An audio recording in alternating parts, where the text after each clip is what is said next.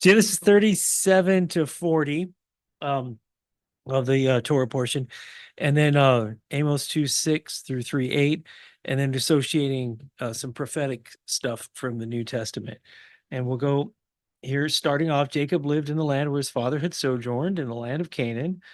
And these are the records of the generations of Jacob. Joseph, when he was 17 years of age, was pasturing the flock with his brothers while he was still a youth, along with the sons of Bilhah, the sons of Zilpah, his father's wives. They just got a promotion. Remember, in previous chapters, they were concubines. And Joseph brought back a bad report about them to their father. Oh, this Joseph, such a popular guy, right? Yeah. Israel loved Joseph more than all his sons because he was the son of his old age, and he made him a very cool colored tunic.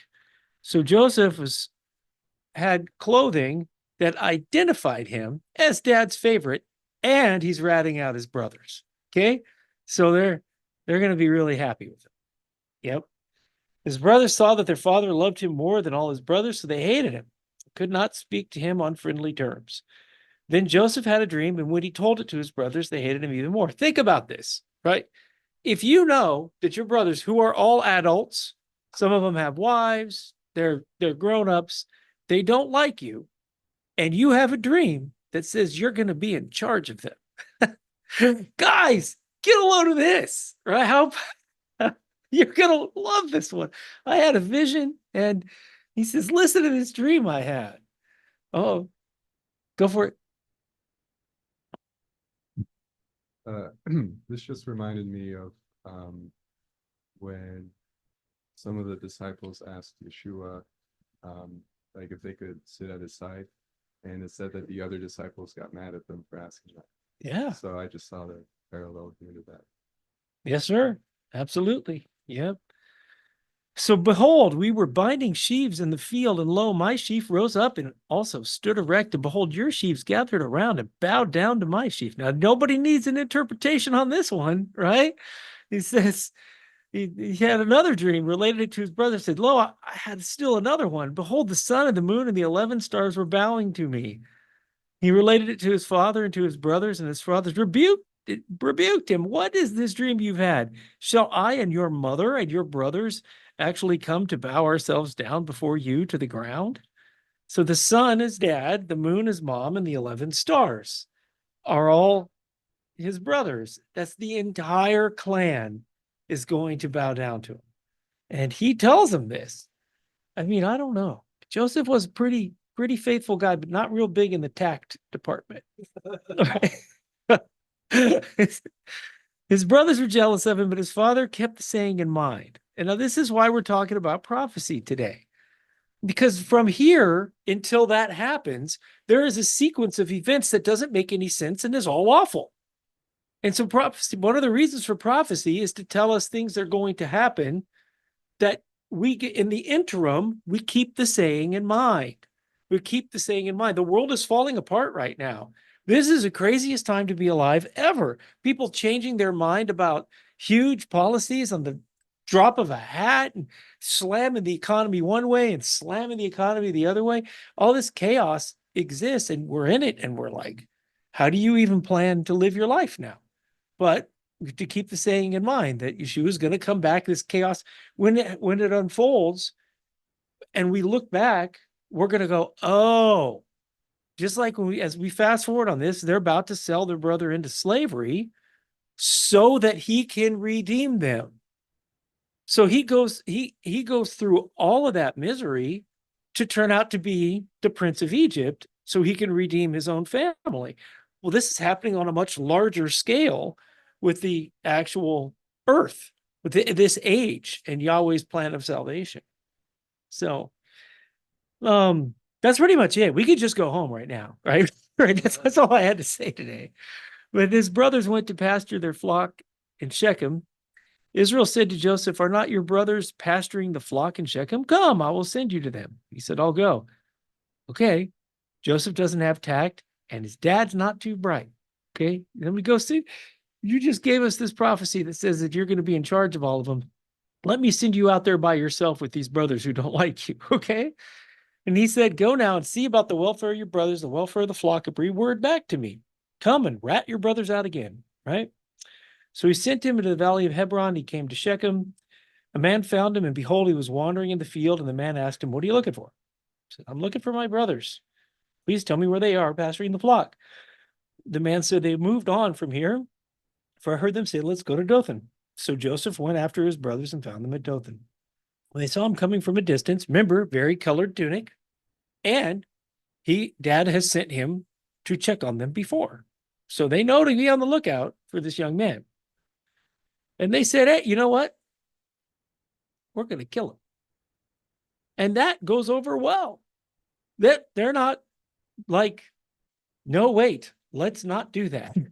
They're pretty much on board with eliminating him. Here comes this dreamer. Now then, come and let us kill him and throw him into one of the pits, and we will say a wild beast devoured him, and let us see what will become of his dreams. Okay, great big parallel here. Easy one, kind of makes itself. Yeshua was killed by both the Jews and the Romans. Had to happen. Had to happen exactly the way it happened. His own kin had to betray him to death so he could be resurrected on the third day, ascended 50 days, 43 days later, 47 days later. And then Peter gives the sermon, this Jesus whom you crucified, whom God raised from the dead, and the people repent. So all that awfulness had to happen. They had to witness him get killed by his own kin in order for the plan of salvation to be moved forward. So these guys are planning this so many parallels with Joseph and Yeshua. It's pretty big. Let's kill him and throw him into one of the pits. We'll say a wild beast devoured him. Then let us see what will become of his dreams. But Reuben heard this and rescued him out of their hands and said, guys, let's not take his life. Don't shed any blood.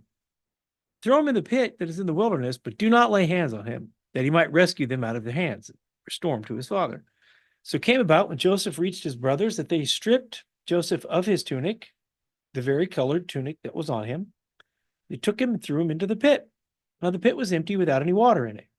He got treated better than Jeremiah. All right. Jeremiah got thrown into a pit that had water in it. And he was not happy with that either. Then they sat down to eat a meal. So they just sacrificed their brother and they're having a meal, which is how these guys make covenants. They're swearing a pact here. Their behavior is brother in pit, let's go eat.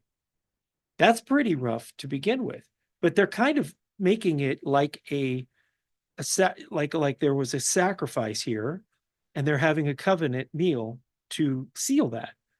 And they raised their eyes, and behold, a caravan of Ishmaelites was coming from Gilead, and their camels bearing aromatic gum and balm and myrrh on their way to bring them down to Egypt. And Judah said to his brother, what profit is it for us to kill our brother and cover up his blood? Let's sell him to the Ishmaelites and not lay our hands on him, for he's our brother, our own flesh. Hey, he's our brother, so we might as well make some money off the deal, right? Well, this is Judah. Did not Judas sell Yeshua 30 pieces of silver? You know, don't really need a lot of notes on this one, huh? Right? Just every sentence is parallel. Some Midianite traders passed by and they pulled him up and lifted Joseph out of the pit and sold him to the Ishmaelites for 20 shekels of silver. Thus they brought Joseph into Egypt. Now they were going to kill him and throw him in a pit. Now they've thrown him into a pit and they're pulling him out of the pit and they're looking this guy in the eye, saying and selling him off into slavery. I mean, that is heartless stuff right there. Selling your own brother into slavery. But looking at it. Yep. Never to be seen again. Reuben returned to the pit. Reuben was not part of this.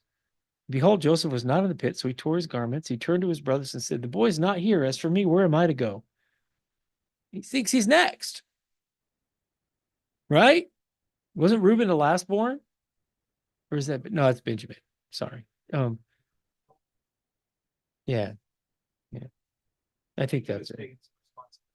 Yeah, there you go. So they took Joseph's tunic and slaughtered a male goat and dipped the tunic in the blood. They slaughtered a goat, right? Which is the same as a lamb. All right. Okay. Like you can use either one for Passover, right? And well, you can't, but they slaughtered a goat. And yeah. And they sent the vari-colored tunic to their father and said, "We found this. Please examine it to see whether it is your son's tunic or not." Then he examined it and said, "It is. Wild beasts has devoured him. Joseph has surely been torn to pieces." Because, Dad, you couldn't possibly accuse your kids of killing your own son, right? He's a good guy, but he probably should have done a little bit more investigating, a little bit more interrogating, right?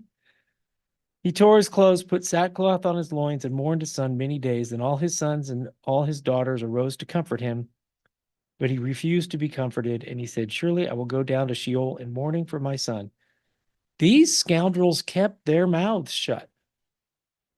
Their dad thinks his favorite kid is dead. He is depressed to beyond depressed, and they're like, there, it'll be okay. You can imagine their conscience just burning inside them, if they have one, right? If any of them have one, right? Meanwhile, the Midianites sold him in Egypt to Potiphar. Yep, caught a fair price for that. Now, what were we talking about last night on the Maccabees, for those who were there?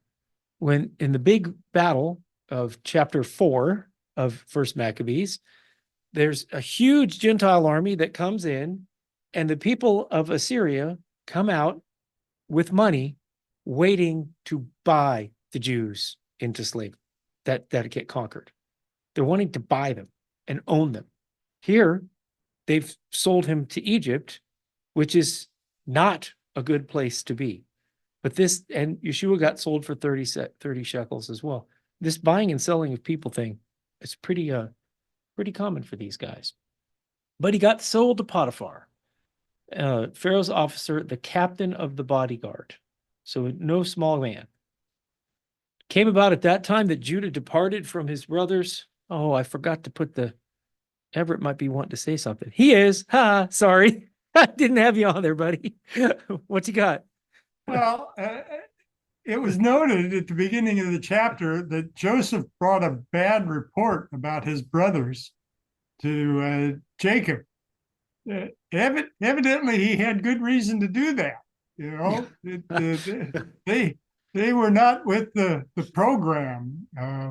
I can't imagine Jacob wanting to sell one of his brothers into slavery or to kill one of his brothers at all. It just there's something between these generations that didn't get carried on. Yeah. Well, then the behavior of the mothers is not exactly setting a good foundation for a psychological future of these kids. That's true. Right. That's true. Right. And that may very well be part of it, that there was contention and animosity going on there, and they grew up part of that. Yeah. Really does look like the Jerry Springer show. Yes, sir. I was thinking too that there was a point in time when Jacob's brother wanted to kill him. There's in this chapter we see how Joseph's brothers wanted and plotted to kill him, and there's a lot of brokenness in these families. And when I consider some of the lessons that I can learn from it, I'm thinking, I think my family was dysfunctional, but I don't think we've ever wanted to kill one another, literally. And maybe some did, but it just shows me I'm grateful to see that, to actually see the issues that these patriarchs had, and that this is like real, this. Yeah. God's not hiding the dysfunctionalness. He's showing us how human condition is, and it's messed up. Yeah, you're right. And that leads a lot of credence to the stories for those who are skeptics, because it's not all, sunshine and rainbows. In fact, it's very little sunshine and rainbows in this category here. Yeah, with you. And then I was also thinking how that is flat out betrayal. But as we see later, he had the maturity to overcome that betrayal and to see past it. Yeah, absolutely. And yeah, good. Everett, more? Yeah, one of the functions that is apparent from the scriptures that I consider to be dysfunctional is the fact that they had a favorite son in both, Isaac as well as Jacob. And, uh, I, I that is disturbing, I mean, I had two kids. One was a daughter and one was a son, so they were different, and to a certain extent, you treat them a little different. But I don't consider either of them were a favorite one way or another.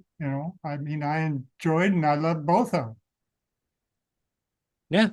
My kids have accused me of having favorites too. All three of them. Yeah. Oh yeah. Yeah. They argue who's dad's favorite. None of you are favorites. Yeah. Yeah. One other thing that I noticed that it's small, but Jacob keeps these things and he remembers them.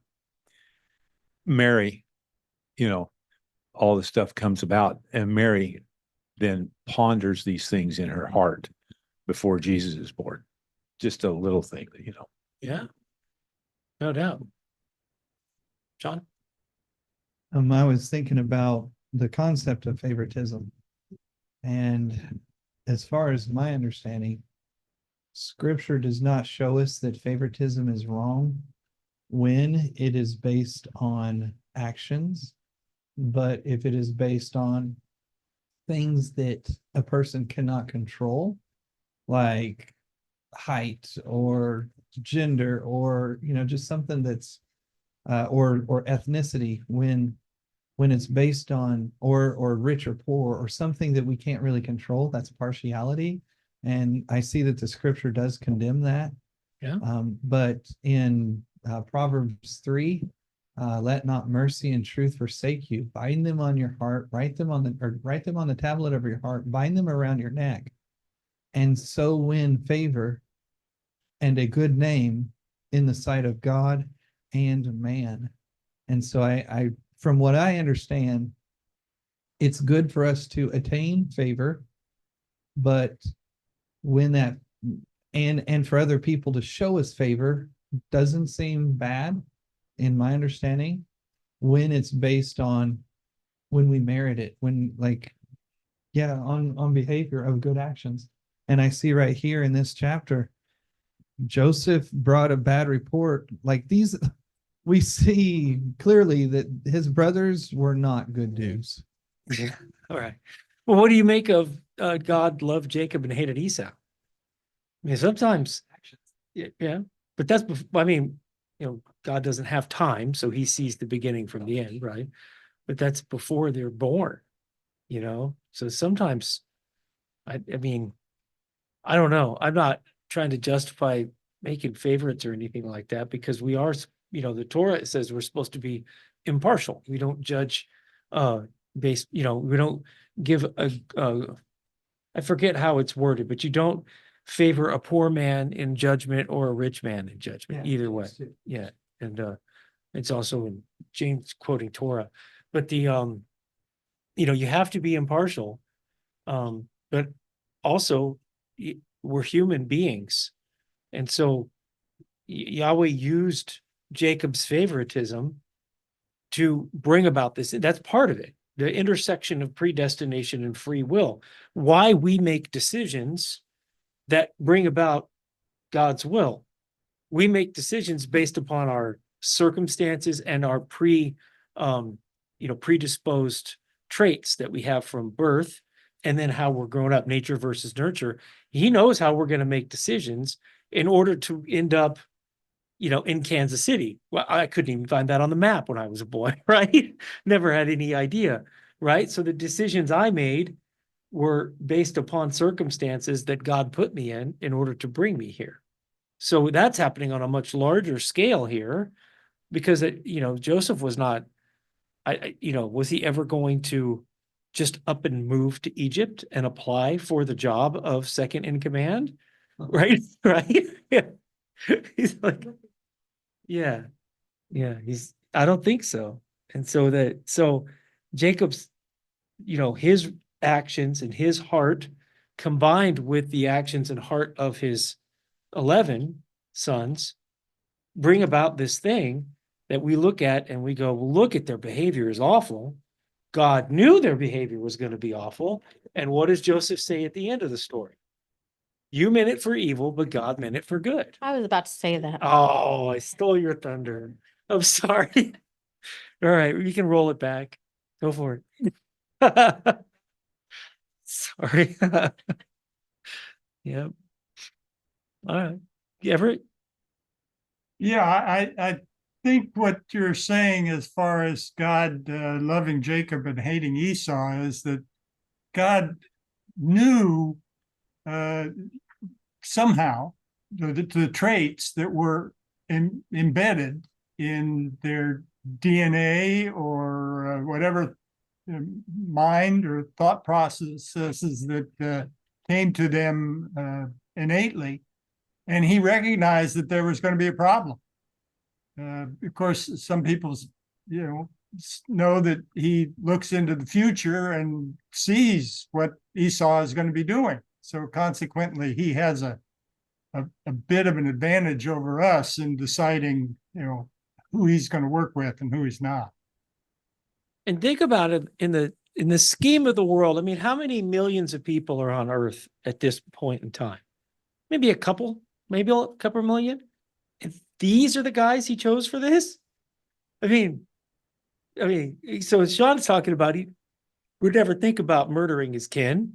Thought would never come into his mind. You might get real mad. You might kick a door or something, right? You're not going to physically harm your relatives, right? Even the ones that deserve it, you're not going to do that, and you have restraint. But this is what he chose to work with. So it shows that we have quite a lot of hope. We have a better baseline. The Messiah says the servant who knows to do good and doesn't, well, that's a different one. But the servant who knows his master's will be beaten with many stripes, and the servant who doesn't will be beaten with few. So we have a higher bar. These guys are at the beginning of scripture. We have the whole book that we're responsible for. So it's good. We should be better human beings than these guys because we have more info. Anyway, go ahead. Wasn't Jacob and Esau the one who fought in the womb? So they were already fighting before they even came out. So there were, like, he knows all, sees all. So he already knew there was going to be an issue with Esau. All right. Well, and he didn't say it before. Did he? Before they were born? Yeah. So where is it that says that God loved Jacob and hated Esau? I did find Malachi. And okay, so I did see in Malachi chapter 1, verse 2. And then there's something in Romans that says, as it is written, Jacob I have loved, but Esau I have hated. But I don't, yeah, I don't see where it is like in the portion of Torah.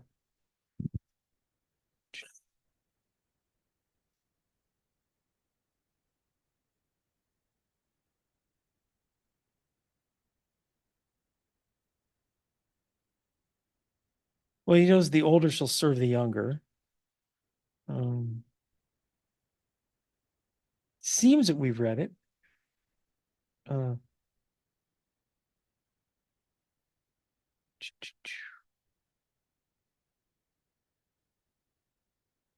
It's got to be before 25.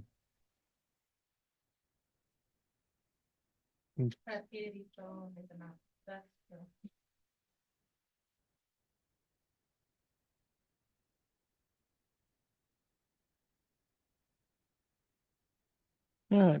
Well, we will come back to that. We'll keep moving. No, we stumbled in it, So, okay.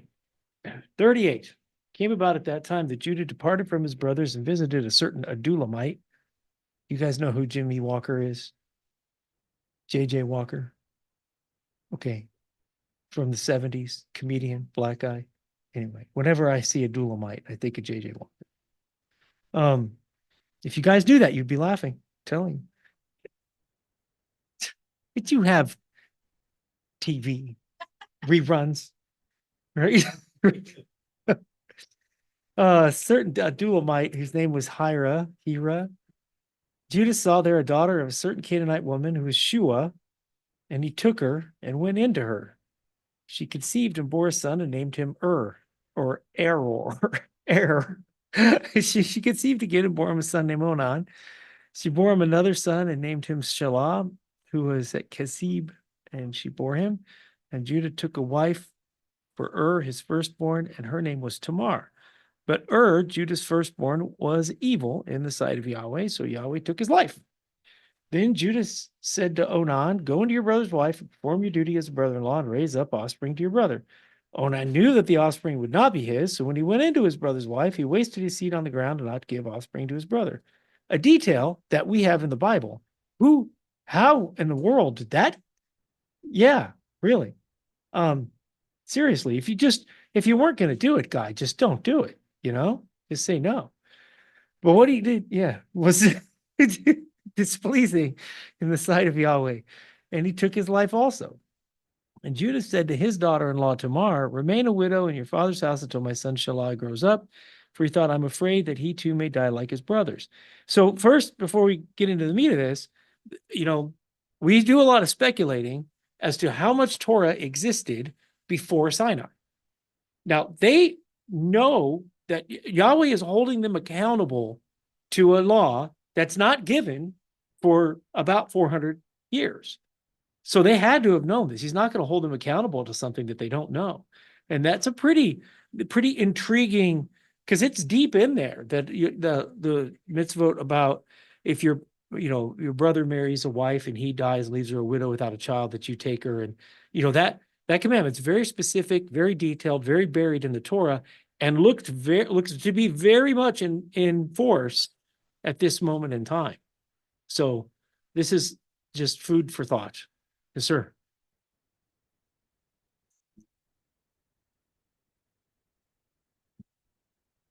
Wouldn't this be God had to have handed down to man some batch of original knowledge. Mm-hmm. So I think this was probably just embedded in that. I mean, there's no way of knowing, of course, but that's in my mind, that's how they come to already know these things, was because God just handed Adam a group of original knowledge to start with. And they lived very long. Yes. So they would pass it down. But the thing that's hard for me to get my head around is that this commandment is very much in play, but the incest one is very much not in play at all, right? These guys are seeking out their cousins for marriage. Yeah. There's nothing in the Torah about marrying cousins. Oh, yeah. Oh, yeah. Oh, yeah. Oh, yeah. Yeah. Yeah, their breeding becomes illegal. Yeah.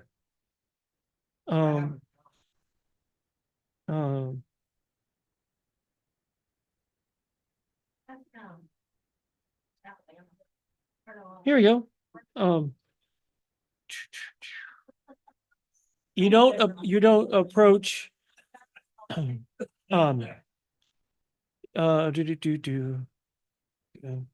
you're not supposed to, it's in Canaan, before my judgment, statutes. You shall not approach any blood relative of his to uncover his nakedness.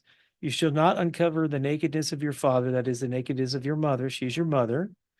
You shall not uncover the nakedness of your father's wife, that is your father's nakedness, the nakedness of your sister, or your father's daughter, or your mother's daughter, wherever born at home or born outside, the nakedness of your son's daughter or your daughter's daughter, The nakedness you shall not uncover. The nakedness of your father's wife's daughter, born to your father, she is your sister. You shall not uncover the nakedness of your father's sister. She's, yeah. You shall not uncover the nakedness of your mother's sister. Well, there's still, we're getting there. I think it's your father's brother, daughter-in-law. Now you can't even do daughter-in-law, so that's not even blood. Your brother's wife shall not cover the nakedness of a woman and of her daughter, nor shall you take her son's daughter and her daughter's daughter. So you can't marry sisters, which Jacob did. Okay? You can't marry sisters. And Jacob did. Okay? Okay. He married sisters. So what he did was okay, but now it's not. Or he was tricked into it. But even if he was tricked into it, oh no. I mean, good luck. I mean, if you want, right? Right? Yeah. You shall not marry a woman in addition to her sister as a rival. I mean, that's pretty specific, bro. Right? Right? That's what they did. Yeah. But Um, there's, I think that one thing to consider here is that it was given at a different time, that these Yeah. instructions were mostly given at a later time. But I don't see anything about a cousin in here. I'm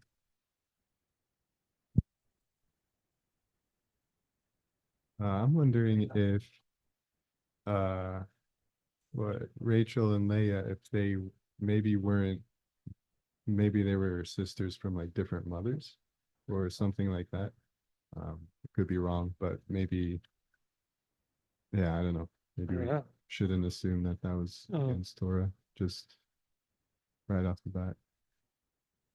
Well, and something to consider, I think, is at the beginning of mankind, like they had to probably marry their siblings. yeah. So it's, I mean, yeah. I mean, it's, we see a transition through time that getting too close, there's, and we know scientifically and just, we understand from practicality that there are diseases with, deformations and genetic diseases when there is inbreeding too close to family. But in the beginning, when genes weren't deformed, it seems to make sense that that was okay. Yeah. Yes, sir. And I think that covers the cousins, doesn't it? The nakedness of your father's wife's daughter begotten by your father. She is your sister. No. Doesn't that cover the cousin? Because, you know. That's a stepsister. So yeah, so if a stepsister's out of bounds, I think the cousin would probably be a natural, slam dunk. But the sister one, I mean, they obviously the sister one is a deviation, right? Because it was okay for Jacob to marry sisters, and then in Torah, he added to it. And we know that from the book of Hebrews that there was law that was added because of transgressions, right? Which is that now I'm in Everett's wheelhouse. He's got pages and pages on that, right? Right. So when Moses comes down the mountain the first time, he goes back up, he gets more stuff the second time around. And so that's where many of us go, well, that must have been the law that was added because of transgressions. Because when he comes down the first time, he's Exodus 20 to 32, 32. Yeah. In that bracket is when he gets the first Torah and he has to go back up. And then he comes back and it appears that there's more stuff. Yeah. Well, all in all, he goes up 8 times. Oh, all right.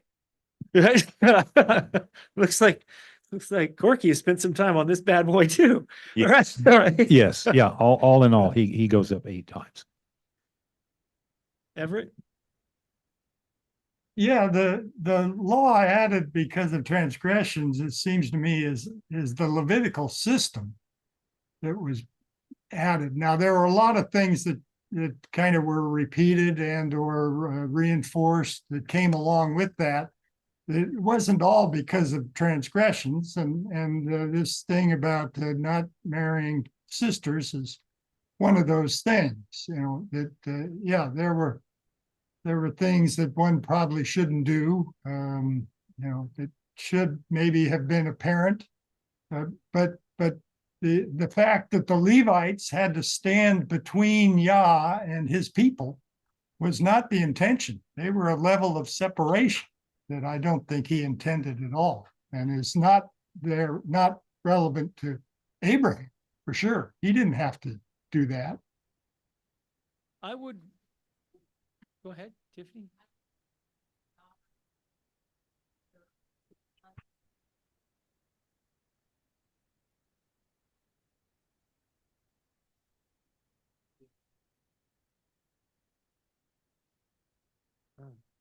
Um, now I'm like totally gonna look it up, right? And Right. if I can mention that on the cousins, some societies do prohibit two cousins marrying. Some societies do not. And genetically, there is not much of an increased risk between two typical cousins, except if they are a double cousin. A double cousin is when both of the both parents are related. So if two sisters marry two brothers, you know, like if my mom's sister is my cousin's mother, but also my dad's brother is my cousin's father, so it's married, so it's a double connection of relationship, then that has a high chance of diseases. But under normal circumstances, most cousins, there is not a significant genetically increased risk. So we got Leviticus 20 as well. If a man who commits adultery with another man's wife, one who commits adultery with his friend's wife, the adulterer and the adulteress must be put to death. There's a man who sleeps with his father's wife. He has uncovered his father's nakedness. Both of them must be put to death. They have brought death on themselves. There's a man who sleeps with his daughter-in-law. Both of them must be put to death. They have committed incest and have brought death upon themselves. There's a man who sleeps with a male as those who sleep with a woman. That's awful. There's a man who sleeps with marries a woman and her mother. It is an outrageous sin. I've never, oh, I'm in modern one. All right. Okay. That's why I don't go to the 2000. Oh, so there will be no immorality. If there's a man who marries a woman and her mother, burned in fire, there will be no immorality. And lies with an animal, man who approaches an animal to mate with it, man who takes his sister, his father's daughter, or his mother's daughter, so that he sees her nakedness and she sees his, it's a disgrace. They're cut off. If there's a man who lies with that, should not uncover of your mother's sister, of your father's sister. So is one, those aren't cousins? Your mother's, I guess it's an aunt. There's a man who lies with his uncle's wife. There's a man who takes his brother's wife.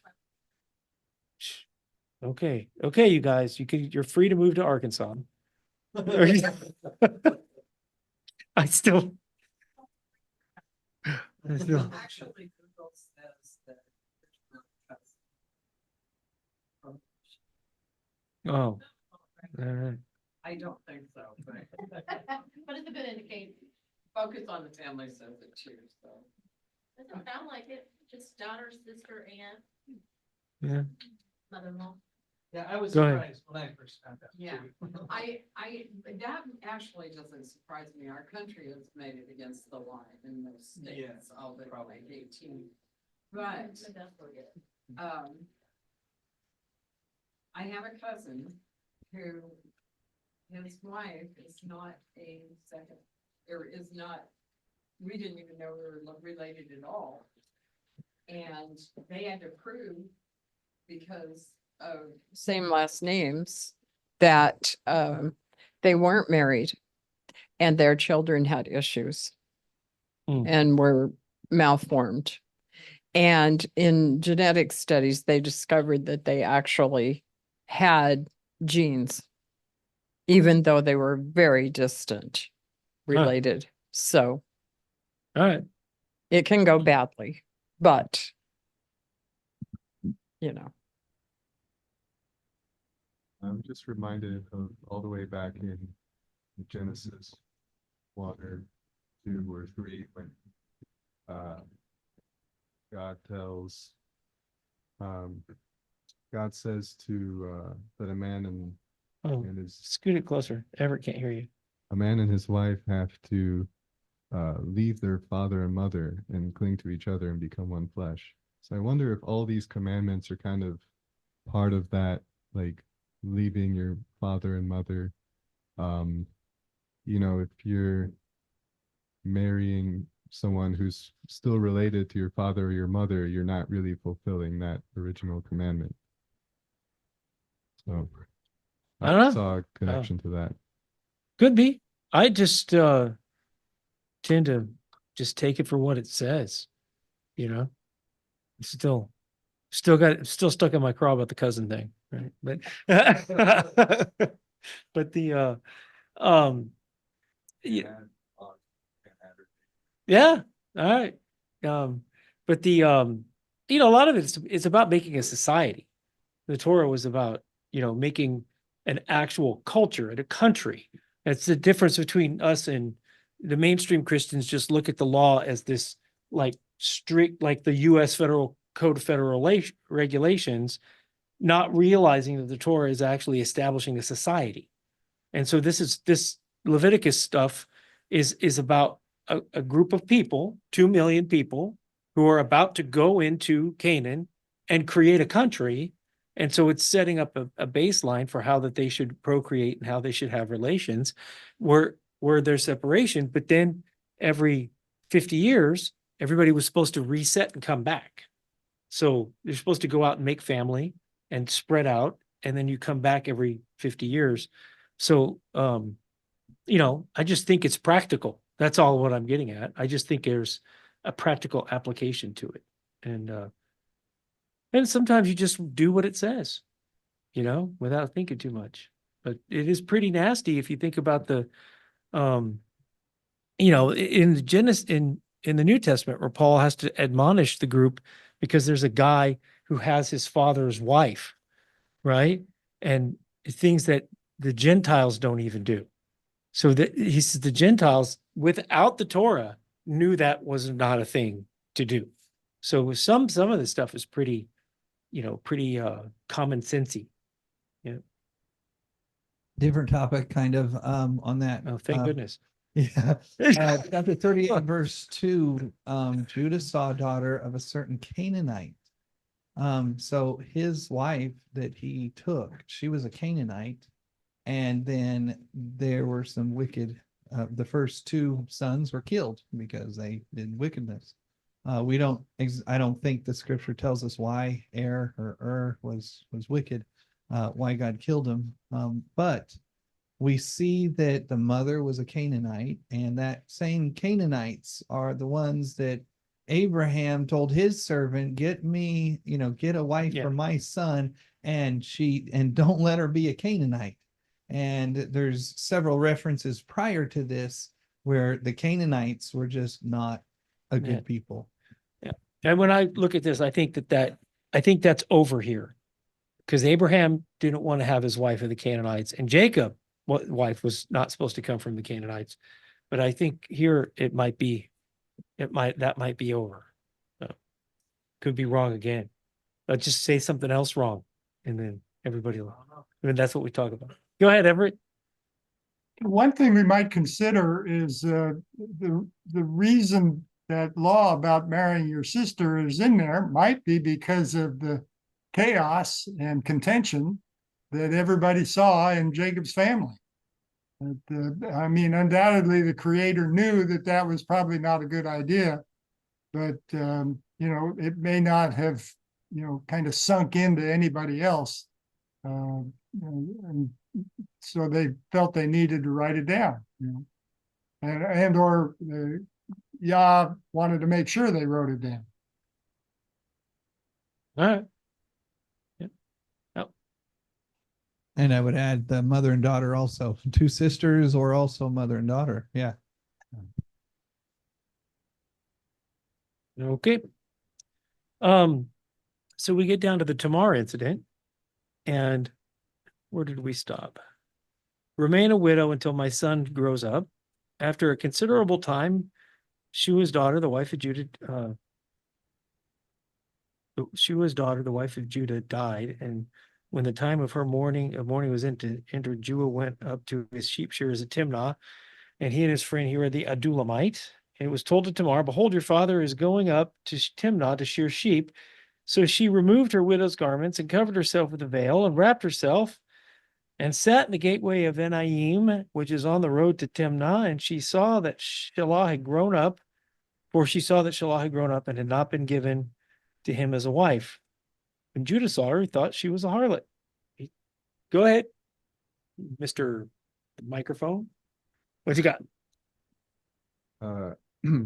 Going back up a few verses, it's interesting to me that soon after Joseph was sold into slavery, like the next thing that scripture goes on to talk about is Judah, and how two of his sons died, and then his wife died. And it kind of makes me speculate, and it's just speculation, but I wonder if Judah wasn't like the ringleader, or if it like wasn't his idea initially to sell up or to kill Joseph. And then later when they reunite, or I guess Judah didn't know who Joseph was yet, but he basically took responsibility for Benjamin, I think. Like he like I think he might Take have me had a instead. guilty conscience. All right. So because he had already caused the loss of one brother. So it's just speculation, but I think it's interesting. All right. He might be having to go through the heartache that his dad had to go through because of his actions. That's about, yeah, reasonable. But Judah is also a guy who frequents harlots, and his daughter-in-law knows it. Okay. Okay. She's setting this up with it's premeditated. She knows what the guy she knows what the guy's going to do, and so he's turned back. Come, let me go into you. So he did not know that she was his daughter-in-law, and he said, "What will you give me that you may come into me?" This is a disturbing family right here. Okay, and he says, "I'll give you a young goat from the flock. Will you give me a pledge? What will I pledge you? Your seal, your cord, your staff that is in your hand." And she gave them, so he gave them to her and went into her, and she conceived by him. Then she arose and departed and removed her veil and put on her widow's garments.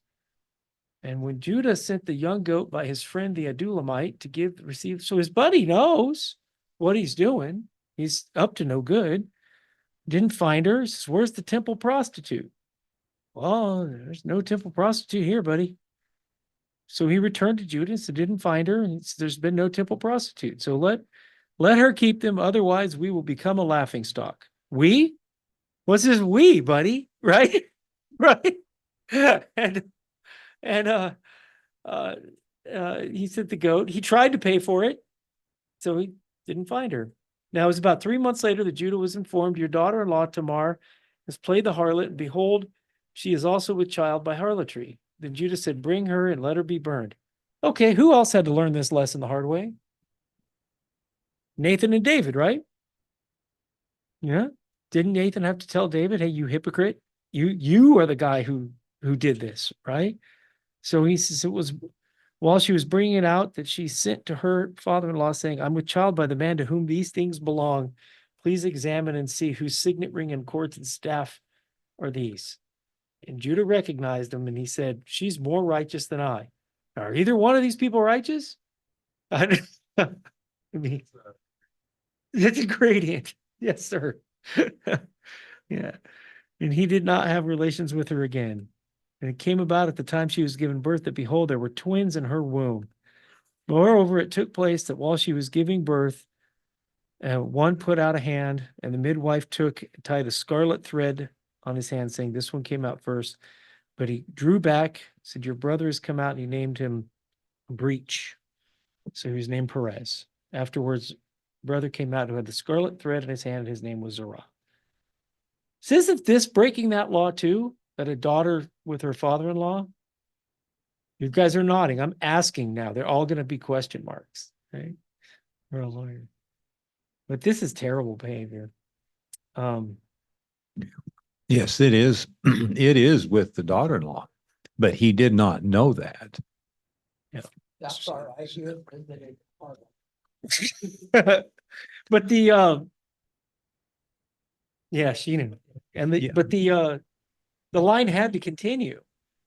It's part of the reason for I can only speculate that it's part of the reason for the commandment about having you can't have your brother's wife dies without a kid, that you have to keep the line going, because who comes from the line of Judah? The Messiah. The scepter shall not depart from Judah. So the Messiah had to come, the line had to keep going. And yeah, I don't know. I don't know why I had to come like this. Yeah. Something that I consider though is okay, when it talks about like, okay, on these prohibitions of the future in Leviticus, if those are prohibitions that they would have known back, in Genesis, then tomorrow, like, first off, those prohibitions is really coming from the perspective of a man. And like God told the men how to behave, and then people had to use reason to understand, okay, which ones are reversible for women, etc. For instance, like wearing tzitzit. Well, do women need to wear tzitzit? That's a topic to discuss. But with the relations here, there is a difference when the point of why the second son was supposed to have kids for his brother is to continue that lineage. Mm-hmm. And I mean, it's a very different culture that we have today. We don't have that necessity today. It's okay, but maybe Tamar knew that. Maybe Tamar understood, you know what? It is important. And maybe she was actually getting the seed that was rightfully hers. And, there is something to say when the Messiah came through her. Well, both of the boys died, and then she gives birth to twins, which is restitution. So she replaces the two boys. Wow. And the other part of this is the economic side of it. When I was talking about the Jubilee and the sabbatical year, that the property would return to the original owners, right? So if you stop the line, then that property would go to somebody else in the Jubilee year. So there's when I talk about it building a society, I mean it's a very intricate society that was meant to last for thousands of years. So we're going to see it in the millennium. In the millennium, this is how it's going to work, where there's going to be land, and the Sabbath year is going to be observed. The land where it's going to get its rest, and things are going to be reverting back to the original owners every 50 years, which I've never found evidence that Israel did that. I've had some people get really challenged when I said that and try to find it. And they're like, well, we have to assume it. I'm like, I don't think we have to assume it, right? I don't think Israel went 50 years faithful. I don't think you can find that in the Bible. And the only place I find evidence of the sabbatical year is in Maccabees. The Maccabees record that they kept the sabbatical year, and they were blessed for it. But this is so it's not just in our Western minds, we just look at right in front of us. Incest is horrible. Harlotry is horrible. All this stuff is horrible. Right. These people should be righteous. But these other laws are put in place, in order for the economy of Israel to exist. And our economy, we don't have any resets. We don't have any mercy. $37 trillion in debt. That's never getting paid back, right? You might as well call it zero and be done with it, right? That's not getting paid back. And we borrow money from countries that we turn around and give them the money that we borrowed from them in the form of aid. I mean, this is preposterous. This is part of the reason why when Babylon falls, how everybody just goes bankrupt, because all this society is just going to go poof. But when we're talking at the other end of the spectrum, when they're laying this foundation, they're laying the foundation for a family that is going to become the family of God that we're adopted into, right? We're grafted into the vine of Israel. And now look at who we get to call brother and sister, right? Right? Because these guys are now our kin because we're adopted by the blood of Messiah. We're adopted into the family of God. We're now related to these people. So hopefully we have improved the gene pool with our presence. I don't know the sins of my father and grandfather and parents. And some of my siblings are odd. But at any rate, enough rambling. So Joseph had been taken down to Egypt, and Potiphar, an Egyptian officer of Pharaoh, the captain of the bodyguard, bought him from the Ishmaelites who had taken him down there. Yahweh was with Joseph, so he became a successful man, and he was in the house of his master, the Egyptian. Now his master saw that Yahweh was with him, and how Yahweh had caused all that he did to prosper in his hand. So Joseph found favor in his sight and became his personal servant. He made him overseer of his house, and all that he owned he put in his charge. This goes to what Everett talks about, how slavery was a different kind of slavery back in those days. This guy is a slave of Potiphar. Make no bones about it. He is an owned person who has charge over the guy's entire estate. So I don't think that would have happened in Alabama in 1802. I don't think that ever, no.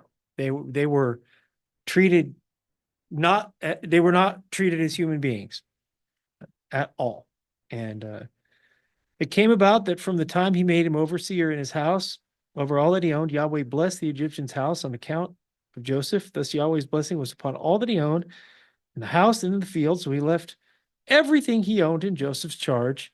And with him there, he did not concern himself with anything except the food which he ate. And Joseph was handsome in form and appearance. So he's got it going on. He's quarterback, right? Captain of the football team. This is the guy. He's good looking. He's successful. He's wealthy. He's organized. He's faithful. And he refuses to sleep with this guy's wife. So out of the 12, there's one guy, right? There's one guy who's got the morality lined up. And there is no one greater in this house than I. He refused to and said, she says, lie with me. There's nothing my master doesn't concern himself with. He put me all, except there's no one greater than I in this house. He's withheld nothing from me except you, because you are his wife. How then could I do this great evil and sin against God? And she spoke to Joseph day after day. He did not listen to her to lie beside her or be with her. So it happened one day that he went into the house to do his work, and none of the men of the household was there inside. She caught him by his garment, said, lie with me, and left his garment in her hand and fled and went outside. This would be the second time that he has been identified by his clothing. Right? First time, they saw the very colored tunic, killed him, dipped it in blood, sent it back to dad. Now he's betrayed by his clothing again. So he may not have worn clothing. That's why Yul Brynner is always shown shirtless in those movies, right? Am I really that old? Okay. Yul Brynner is an actor that played the Egyptian anyway. I just appreciate art, not old. Okay. Okay. That was real art. It's just TV. Yes, sir. One thing I noticed was, so that second time she assaulted him, like she physically, grabbed him, so there was an increase of that. I also noticed something that he said when he was denying her. He also, like,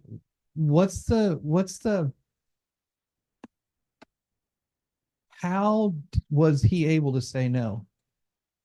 Because he had a relationship with God, and he's like, look, this would be a sin between me and God.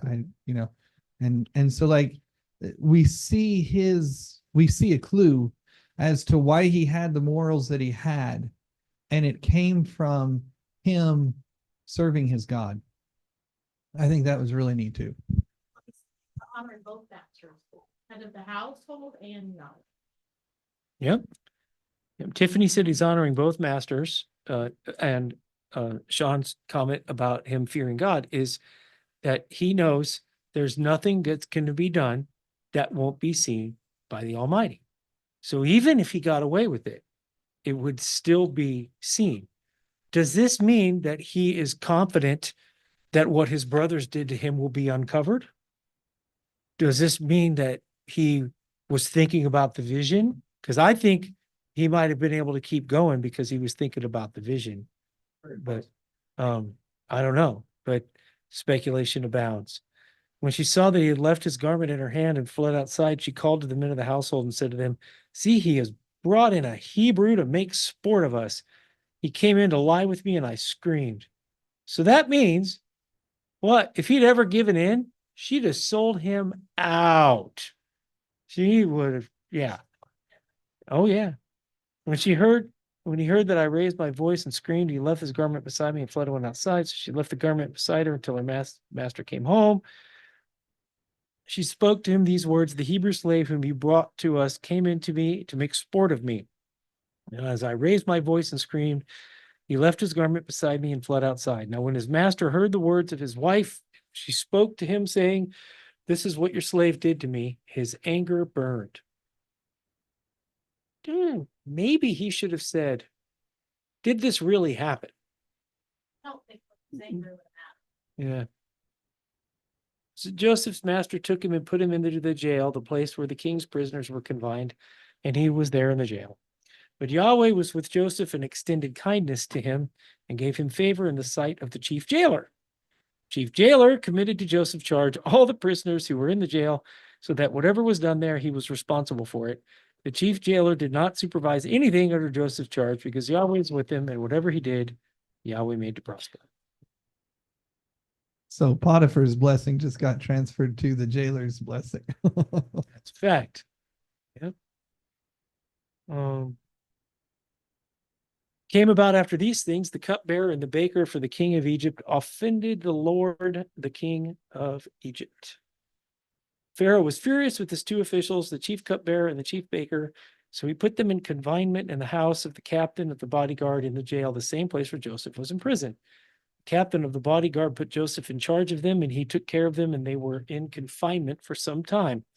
Then the cupbearer and the baker for the king of Egypt, who were confined in jail, both had a dream that same night, each man with his own dream, with his own interpretation. Joseph came to them in the morning and observed them. Behold, they were dejected.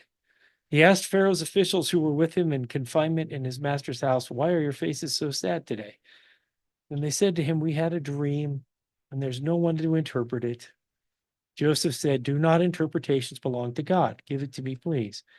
This is the key with Joseph, is that, and the reason why I want to talk about prophecy today, is that he never says he is doing it. He's always giving the credit to God. Same with Yeshua.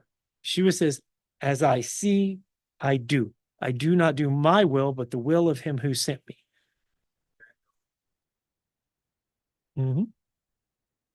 I think so. Daniel, when he interpreted the dreams. I think so. Yeah. So, cupbearer told a dream. In a dream, there was a vine in front of me.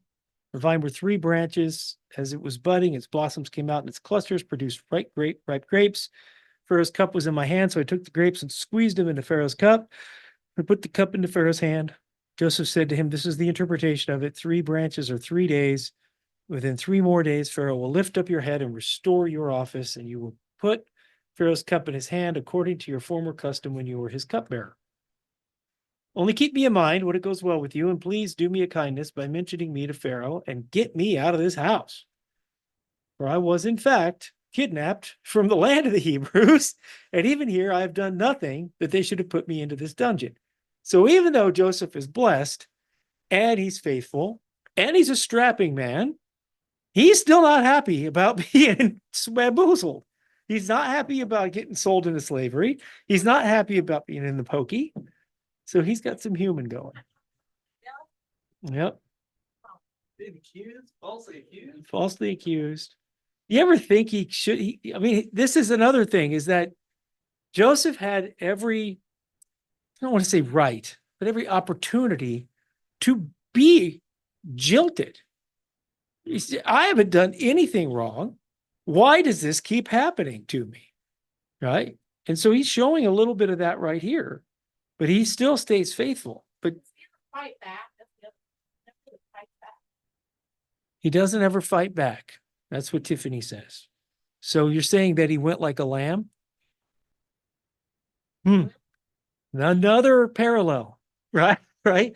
You're right. Why didn't he fight back against the accusation? Well, I think he was a little on the naive side with his brothers, 17.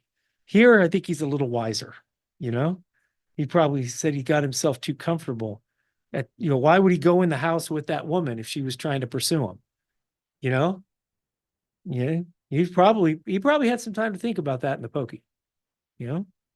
Because that's the Mike Pence thing. Mike Pence, a whole lot of, Christian leaders will not be in the same room as a woman alone without their wives around. Just won't do it. And when I was in corporate, I wouldn't do it either.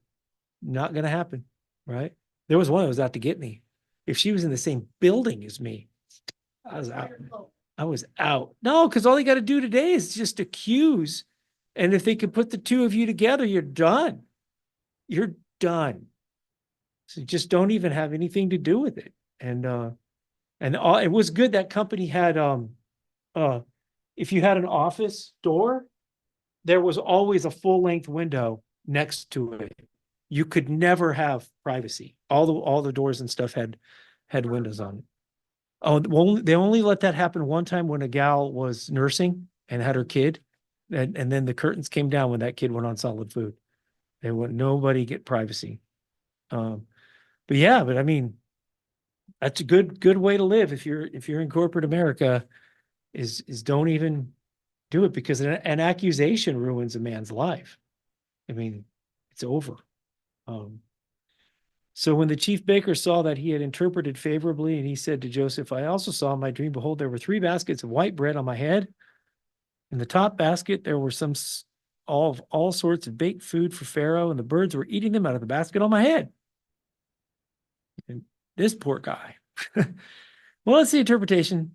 The 3 baskets are 3 days. Within 3 more days, Pharaoh is going to lift up your head from you, and hang you on a tree, and the birds will eat the flesh off of you. Well, he didn't. Yeah. He didn't. Yeah. Yeah. He didn't sugarcoat that one, Yeah. did he? Yeah. Yeah. Thus it came about on the 3rd day, which was Pharaoh's birthday, and he made a feast for all his servants. He lifted up the head of his chief cupbearer, head of his chief baker among his servants. He restored the chief cupbearer to his office, and he put the cup into Pharaoh's hand. But he hanged the chief baker, just as Joseph has interpreted the dream. Yet the cupbearer did not remember Joseph, but forgot him. What a guy. What a guy.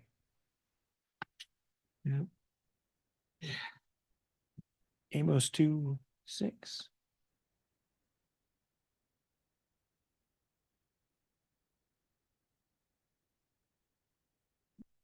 So, judgment on Israel. It's 2:6 to 3:8. Thus says Yahweh, for 3 transgressions of Israel, and for 4, I will not revoke its punishment, because they sell the righteous for money and the needy for a pair of sandals. Right? Did they not sell the righteous for money? Did they not sell Joseph? And those who pant after the very dust of the earth on the head of the helpless, also turn aside the way of the humble. And a man and his father resort to the same girl in order to profane my holy name. Garments taken as pledges, they stretch out beside every altar, and in the house of their God they drink the wine of those who have been fined. Yet it was I who destroyed the Amorite before them. Though his height was like the height of cedars, and he was strong as the oaks, I even destroyed his fruit above and his root below. It was I who brought you up out of the land of Egypt and led you into the wilderness for 40 years, that you might take possession of the land of the Amorite. Then I raised up some of your sons to be prophets and some of your young men to be Nazarites. And is this not so, O sons of Israel, declares Yahweh? But you made the Nazarites drink wine, and you commanded the prophets, saying, you shall not prophesy. Behold, I am weighted down beneath you as a wagon is weighted down when filled with sheaves. Flight will perish from the swift, and the stalwart will not strengthen his power, nor the mighty man save his life. He who grasps the bow will not stand his ground. The swift of foot will not escape, nor will he who rides the horse save his life.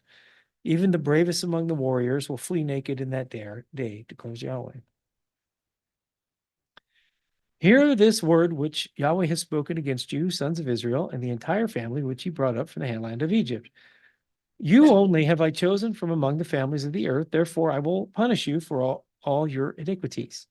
Do two men walk together unless they have made an appointment? Does a lion roar in the forest when he has no prey? Does a young lion growl from his den unless he has captured something? Does a bird fall into a trap on the ground when there is no bait in it? Does a trap spring up from the earth when it captures nothing at all?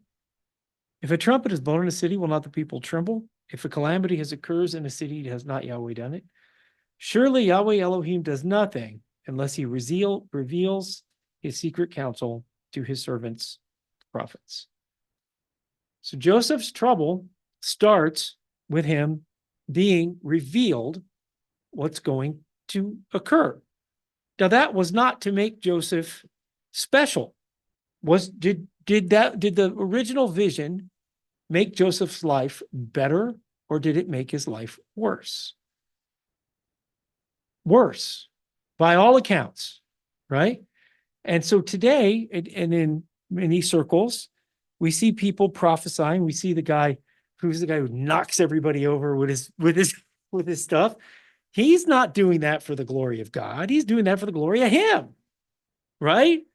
Prophecy is for the glory of Yahweh. When people get the ability to determine something is going to happen or understand something that wasn't understood, that is for the glory of the kingdom of God, not for the person. And you see this epitomized through Joseph's life.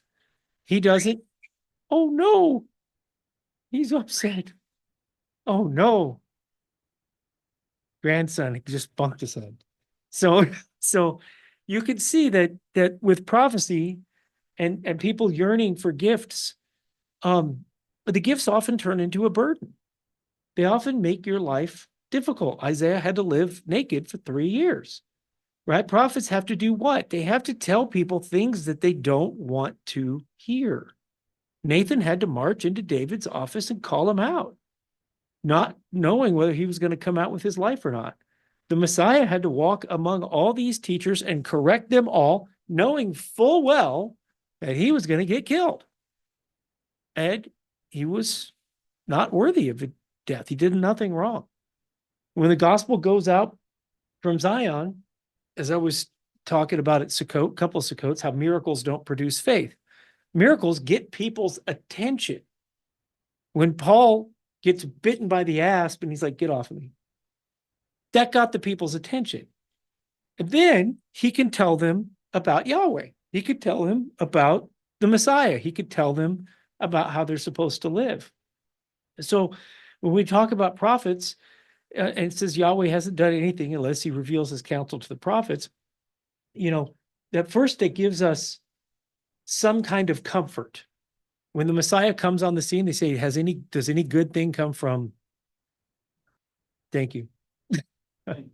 It's either Nazareth or Bethlehem, right? One of the two, right? And so they go and they look it up.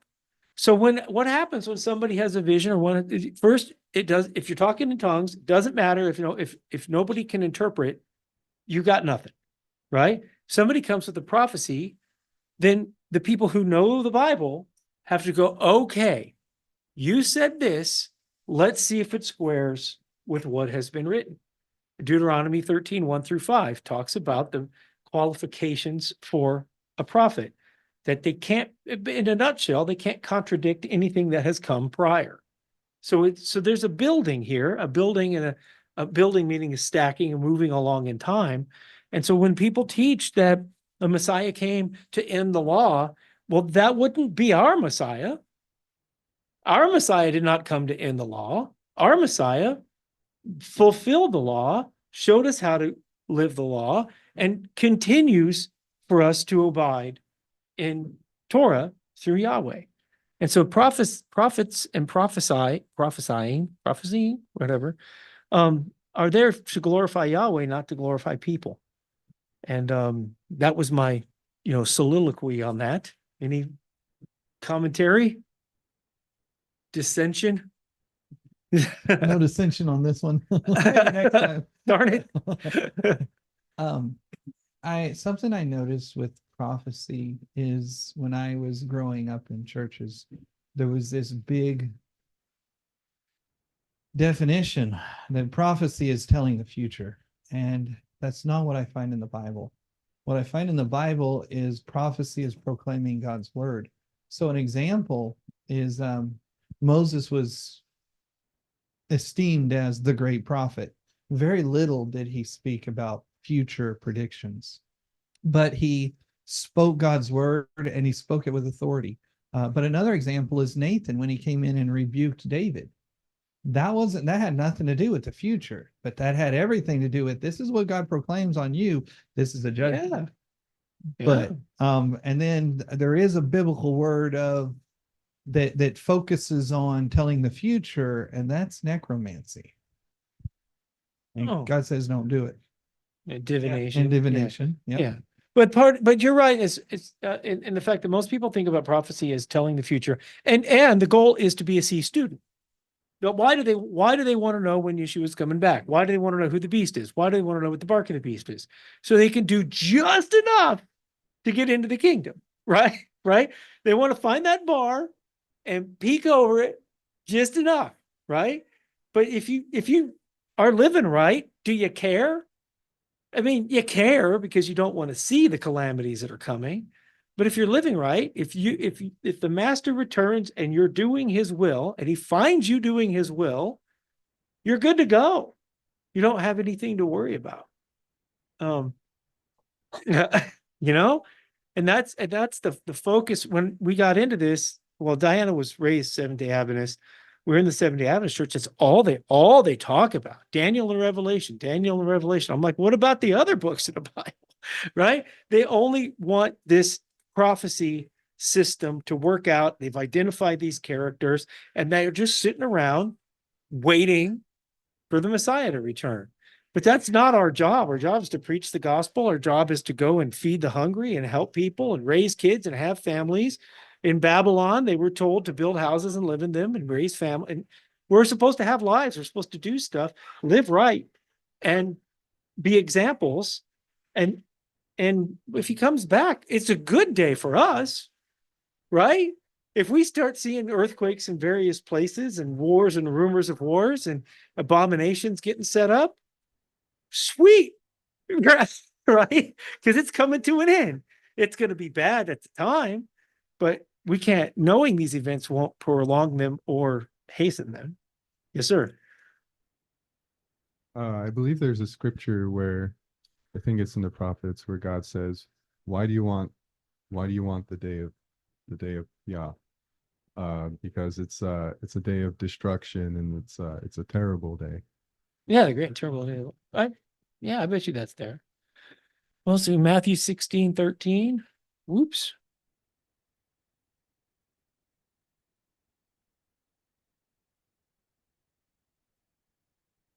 Now, when Yeshua came to the district of Caesarea Philippi, he was asking his disciples, who do the people say the Son of Man is? And they said, well, some say John the Baptist and others Elijah, but still others Jeremiah or one of the prophets. He said to them, who do you say that I am? Simon Peter answered and said, you are the Messiah, the Son of the living God. And Yeshua said to him, blessed are you, Simon Bar-Jonah, because flesh and blood did not reveal this to you, but my Father who is in heaven. I also say to you that you are Peter, and upon this rock I will build my church, and the gates of Hades will not overpower it. Peter's knowledge was not Peter's doing, of his studying. He says, you acknowledged me as the Messiah, the Son of the living God, because my Father revealed it to you. What's great. The kingdom gets to be moved an inch further, right? His identity is now out in the open to the apostles. They still don't quite understand because they're looking for a Messiah like Judas Maccabeus. That's what we were talking about last night on the thing, where they're looking, the apostles and all the people of Judea are looking for a Messiah to come who's going to be a military leader and push Rome out and restore Judea to its former glory. He's not doing that. He's got a bigger mission in mind. But it was revealed to Peter by God that he was the Messiah, and he gives the credit to it. So he's telling Peter, don't you think that you're special because you figured this out, right? This was revealed to you for a reason. Don't really have much more to say on that. Just a good opportunity to talk about the prophecy being revealed. Yes, ma'am. I have a parallel to that. All right. That's what I was hoping for. Us being chosen, we didn't choose ourselves or know that we were chosen. It was from Yah's spirit that chose us to come into truth by his will, not necessarily yes, our own, because we wanted truth. We were seeking truth, but he chose us. We didn't choose him necessarily in some aspect. I think it even says that somewhere. Yeah, I'm sure. Right? Yeah. You're right. Yeah. But both things come together. Mhm. It's Yeah. both at the same time. Like we're seeking truth, we're seeking Right. him and we're seeking truth, but he also chooses his people. So there's Yeah, you're right. Wow. It's profound and hard to understand. But my family, wants nothing to do with this. Even after over 20 years, 25 years of doing this now, we are the only people with the nuclear house, right? With the husband and the wife and the successful, faithful kids and the rest of the family is, right? My parents had 6 kids and 2 grandkids they raised. I'm one of the 6. And the rest of them are all, messed up. And, my parents still, my brother-in-law did stick up for me once. He told my dad was down on me because of our, what we do, the Sabbath, the holy days and all that. And he says, you could think what you want about your son. He only does what's in that Bible and nothing else. And I was like, that's the biggest compliment you could get, right? Right. That doesn't get any better than that. I was like, oh, that's pretty good. But still didn't get my brother-in-law to do it. Right. Right. He still doesn't do it, but at least he acknowledges. Go ahead, Corky. Well, and off of what Tiffany was saying there, we experienced the same thing that the prophets were experiencing. Rejection by people, rejection by family, rejection by former churches, rejection of the things that we try to teach people because it's not what they want to hear. It's not what I've always been taught. Well, I was always told, I believe, I fill in the I's from here on out, And as we were talking earlier around lunch there, the thing about the law being nailed to the cross. Well, it's a total misrepresentation, but it allows people to placate themselves in their ignoring of God's law. I don't have to, because it says right here, and of course now it won't come to mind, but it says, is it in James, where it says that the law was nailed to the cross, where it says it, And I don't think the Bible actually says the law was nailed to the cross. yeah, it's in my King James, it does. Yeah, if you, yeah, if you. It says the Yeah, penalty of transgressions, the penalty of the law. But all right, anyway, I'm sure everybody's looking it up. yeah, Keep going. yeah, but, Yeah. yeah, but it's all about, that lets me ignore the law because I don't have to worry about it because it was nailed to the cross. It says so right here. And I know. Make your point, make your point. Let's not get on the hijack until you make I your think point. that's. Yeah. no, that was it. Oh, That yeah. was, yeah. Yeah. Yeah, you're right. And it's because people don't want to change. And that's the other thing is when Jeremiah, no, let me shut up and let everybody else talk first. Go ahead, Ross. Okay, thank you. Okay, everybody's talking today. Just a few things. I'll start with the last about the law. I've been studying the reformers recently, and none of them believe the law had been done away with. The Puritans were mocked because they followed the law. That's how they got the names, the Puritans, because they were pure. It was meant as a slur. And also the Methodists were mocked for because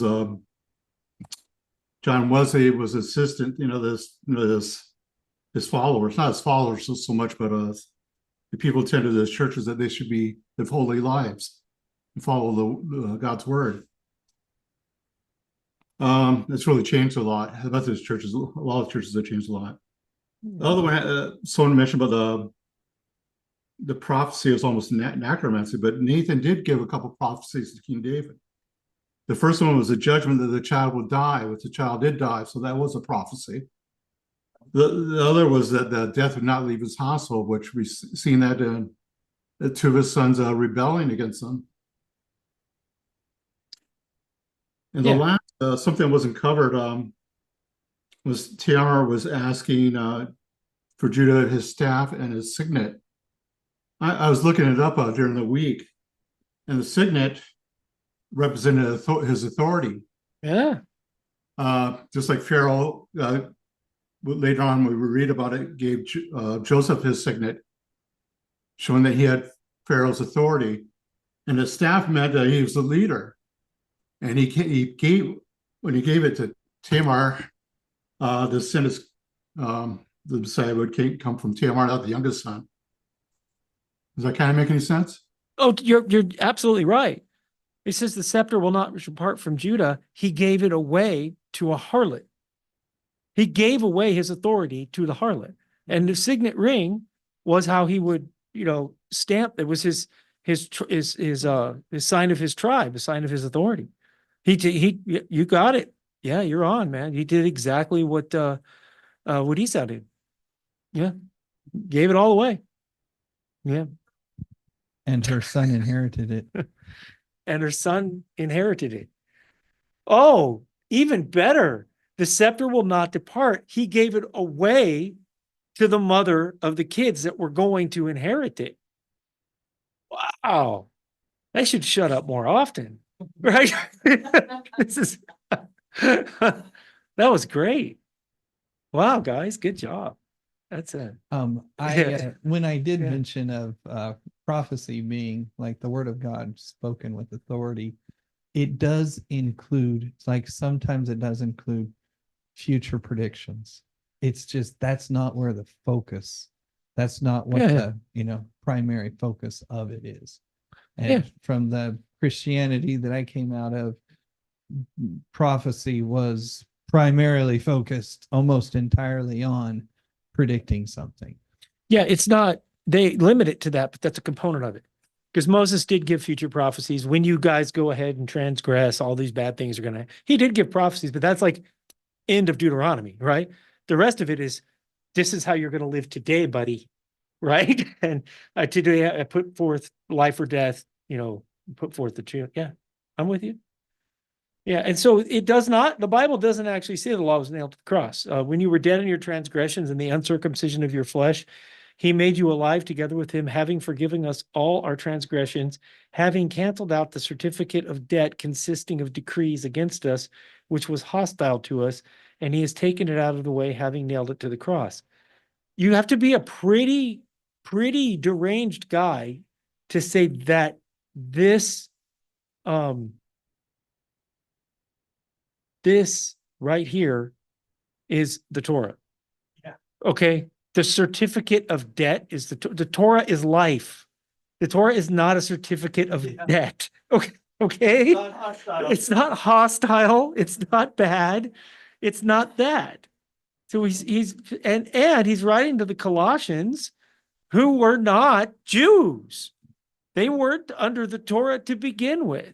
So it's talking about blotting out the transgressions, that the Messiah bore our sins. The curtain is ripped in two, signifying that he accepts all the sins that were given under Torah. So he canceled the certificate of debt. He means this is a great sentence saying that now we have the opportunity for life because our sins have been forgiven. But sins are what? Yeah. King James, sins are the transgressions of the law, right? That's the only version that puts it that way, I believe. But yeah. So it's preposterous but this is what we think, that the law was nailed to the cross because of this verse, but it's Yeah, and that was Yeah. the whole point. right. That Yeah. those of us who have always grown up with King James, that's what we've been taught. Yeah. I mean, it's just ingrained. Yep. And so it's a learning process. And in trying to talk to others who are still there, it's the same process. They still don't know the difference. Yep. And they're not interested because you might have to give up your ham sandwich, right? You know what I mean? You might have to give up your Sunday. You might have to give up, or give up your Saturday. You might have to change your life. And there, oh, yeah. That, you know what? I went into therapy on Friday and they're all wearing all these Christmas sweaters and stuff. And I'm like, oh, that. We're so far removed from it at our place. I really didn't even realize. I'm like, oh, right. Yeah. Sorry, you guys who have it around.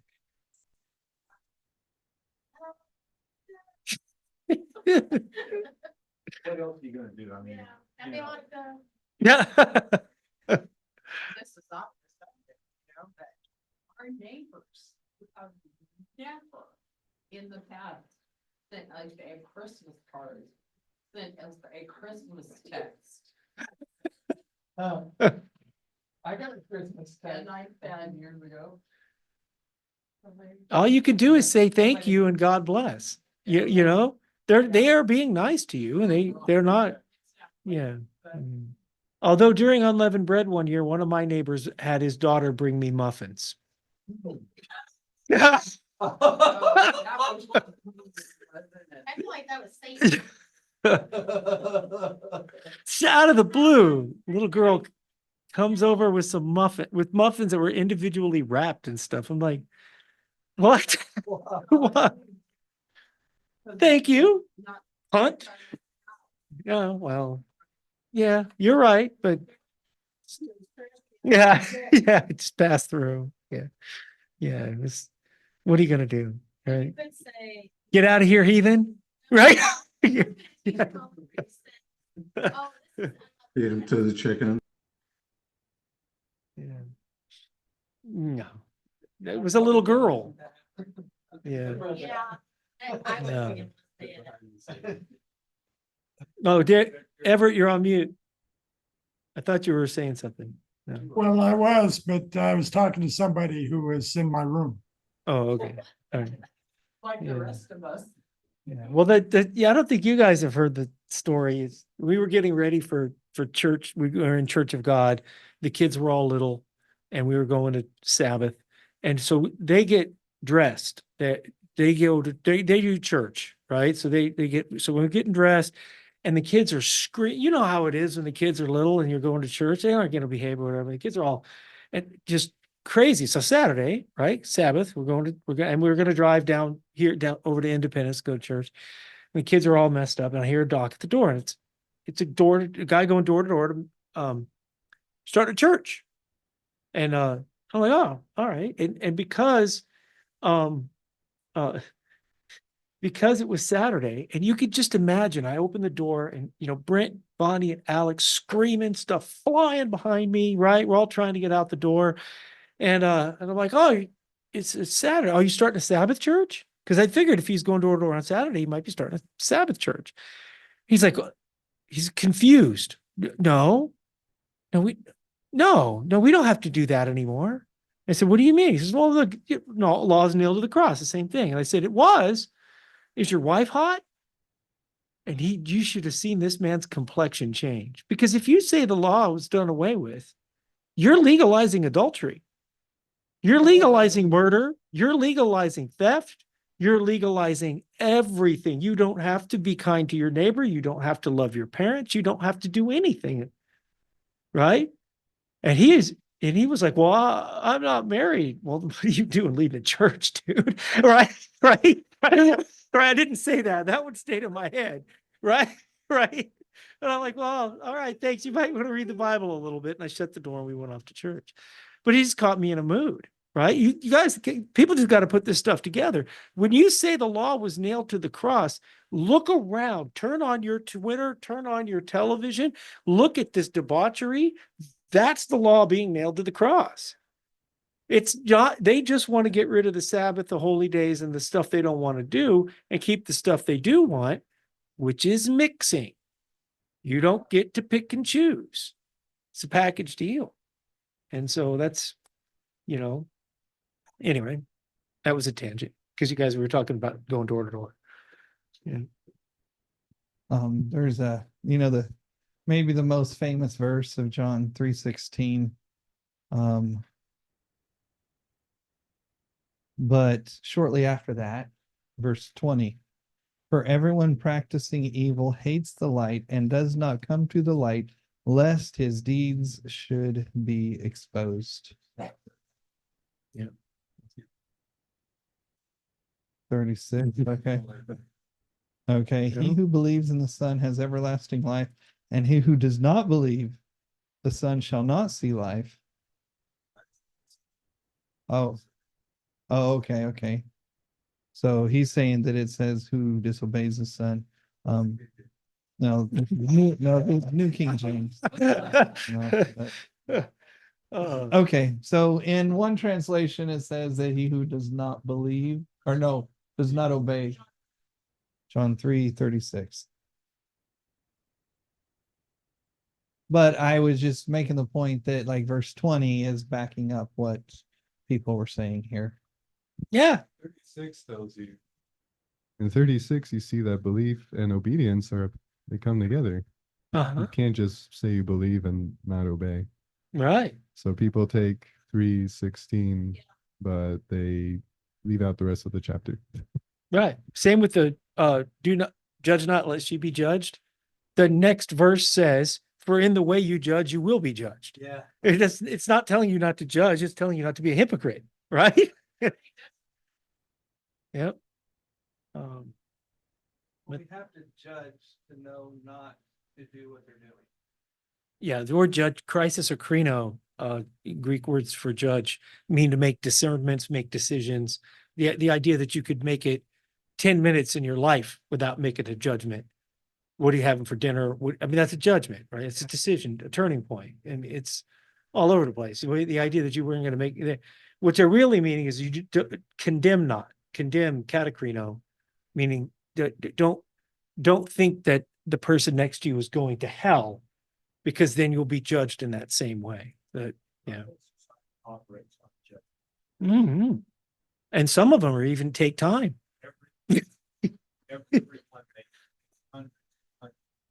Every day. Mm-hmm. We're computers. So 26 to 33. What is the outcome, brethren? When you assemble, each one has a psalm, each one has a teaching, a revelation, has a tongue, has an interpretation. Let all things be done for edification. Did we not do that today? We pass the mic. Everybody has input. Everybody has something to say. Everybody corrects and gets corrected. If anyone speaks in a tongue, it should be by two or at the most three, each in turn, but one must interpret. If there's no interpreter, he must keep silent. What happened there? He must keep silent in the church and let him speak to himself and to God. Let 2 or 3 prophets speak and let the others pass judgment. Kind of hard if we're not allowed to judge, right? If a revelation is made to another who is seated, the first one must keep silent. For you can all prophesy one by one, so that all may learn and all may be exhorted. And the spirits of the prophets are subject to prophets. For God is not a God of confusion, but of peace, as in all the churches of the saints. Isn't that what we do every week? Right? We have a teaching, we have a discussion, we have discernments, and we correct each other. But the prophesying is not to glorify people, it's to glorify God and to move the kingdom forward. And that's what Joseph did, even though he didn't really know that's what he was doing. He wanted out of that jail. His own will, he wanted out of the jail at that instant. The guy sold him out to remember at the proper time. The Messiah was killed at the proper time, not a minute early, not a minute late. All these things happen like clockwork, like the functions of a gear. When we get, it's not going to happen early. It's going to happen right on time. And that's going to trigger the next thing, which triggers the next thing. So that's all I have today. Well, I've only been talking for 2 hours and 10 minutes. So